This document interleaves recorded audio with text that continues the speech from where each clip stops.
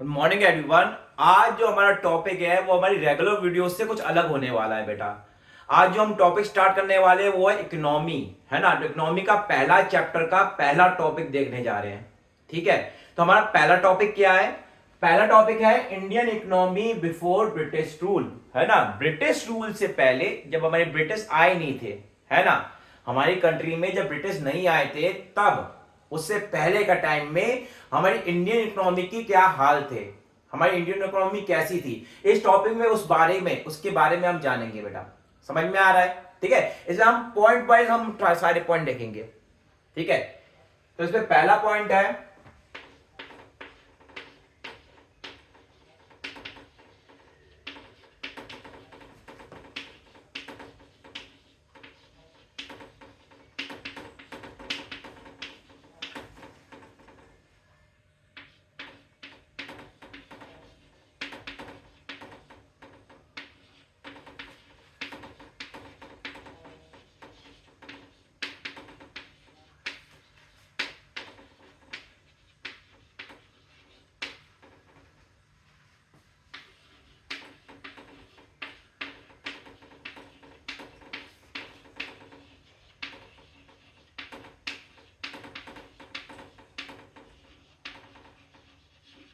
हाँ भाई, पहला पॉइंट है कि prior to the British, British आने से पहले Indian economy is a vibrant and prosperous economy.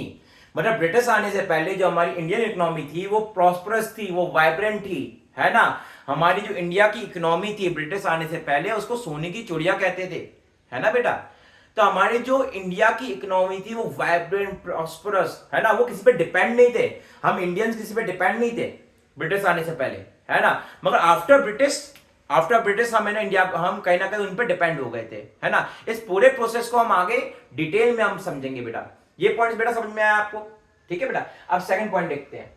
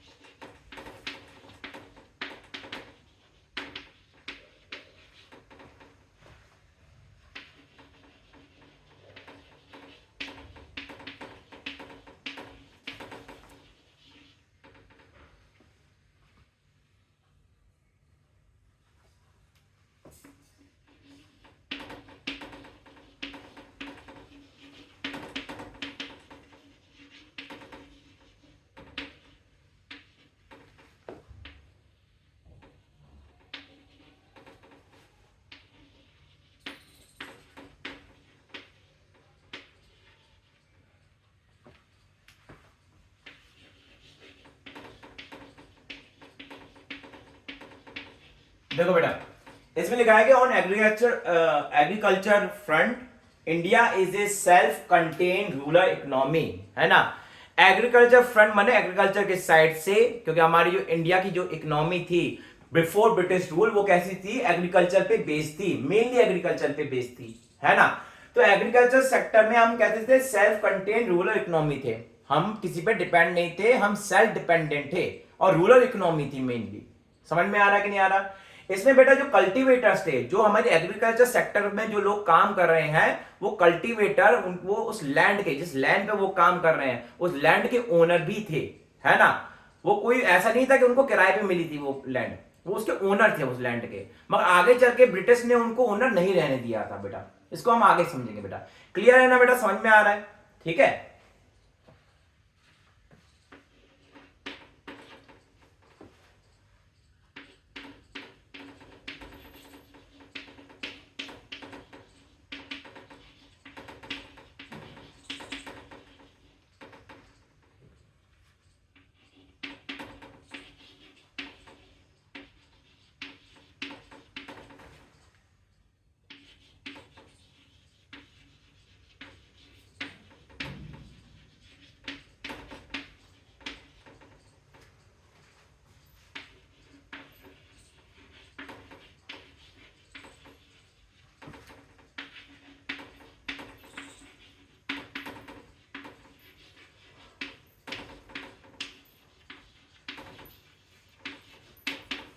देखो बेटा, जो हमारा इंडस्ट्रियल सेक्टर था, है ना, इंडिया में जो इंडस्ट्रियल सेक्टर था बिफोर ब्रिटिश रूल, वो मेनली डिपेंड करता था हैंडीक्राफ्ट प्रोडक्ट्स पे। जो हैंडीक्राफ्ट प्रोडक्ट होते हैं, कई तरीके के हैंडीक्राफ्ट प्रोडक्ट होते हैं, जैसे कि हमारे क्लोथ हुए, हमारे शूज हुए, है ना, ये हैंडीक्राफ्ट होते थे। लोग अपने हाथों से उसको बनाते थे बेटा, इसलिए इनको हैंडीक्राफ्ट कहते हैं बेटा, है ना। तो हैंडीक्राफ्ट प्रोडक्ट पे हमारी इंडस्ट्रियल सेक्टर इसलिए फेमस थी बेटा, हमारे पूरे वर्ल्ड में इंडस्ट्रियल सेक्टर इसलिए फेमस था क्योंकि वो handicraft product, India handicraft product बनाता था, इसलिए हमारा इतना ज्यादा पॉपुलैरिटी थी पूरी वर्ल्ड में। समझ में आ रहा है?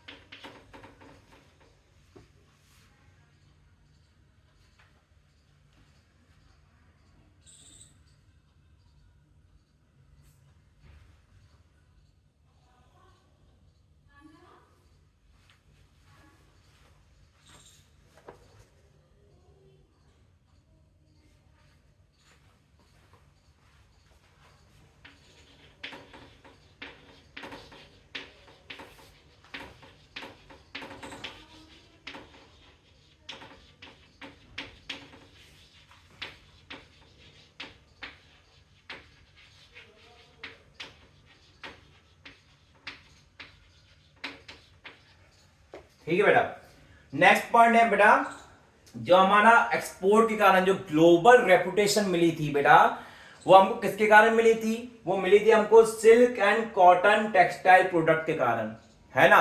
हैंडीक्राफ्ट प्रोडक्ट के कारण हमको, है ना, जो ग्लोबल रेपुटेशन मिली थी हमको पहले से पता है ना। तो जो ग्लोबल रेपुटेशन थी वो हैंडीक्राफ्ट प्रोडक्ट के कारण थी। और हैंडीक्राफ्ट प्रोडक्ट बेटा कौन कौन से थे? सिल्क एंड कॉटन टेक्सटाइल के कारण जो प्रोडक्ट बन रहे थे, और हमारे मेटल और प्रीसियस स्टोन वर्क उसके कारण जो प्रोडक्ट थे, उसके कारण हमारी ग्लोबल रेपुटेशन थी, जो आगे चल के वो भी डिस्ट्रॉयड हो गई थी ब्रिटिश के कारण। ठीक है बेटा।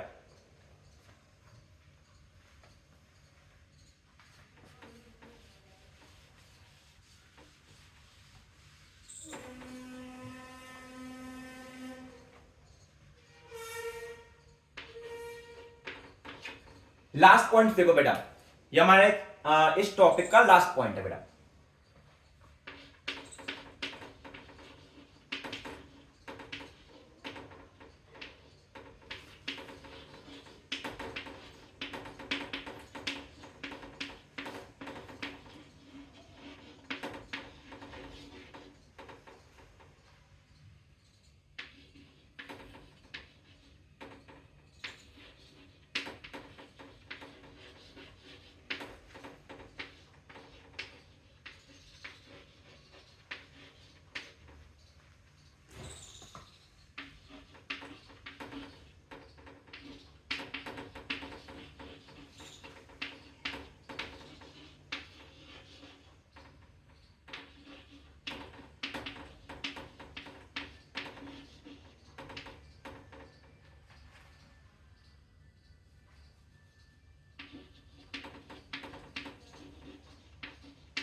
ठीक है बेटा, नेक्स्ट पॉइंट है हमारा, India excelled in export of handicraft product and influx gold in return. मतलब कहने का मतलब ये है कि इंडिया बेटा आउटर वर्ल्ड को मतलब जो इंडिया के अलावा जो वर्ल्ड है हमारा, उनको बेटा हैंडीक्राफ्ट बेचता था और इन रिटर्न गोल्ड लेता था, है ना। मतलब बेच रहा है वो क्या, हैंडीक्राफ्ट, और हैंडीक्राफ्ट के रिटर्न में क्या मिल रहा है, गोल्ड मिल रहा है बेटा। तो बेटा ये 5 पॉइंट थे हमारे इस टॉपिक में, Indian economy before British rule. I hope बेटा तुम सबको ये समझ में आया होगा बेटा। ओके।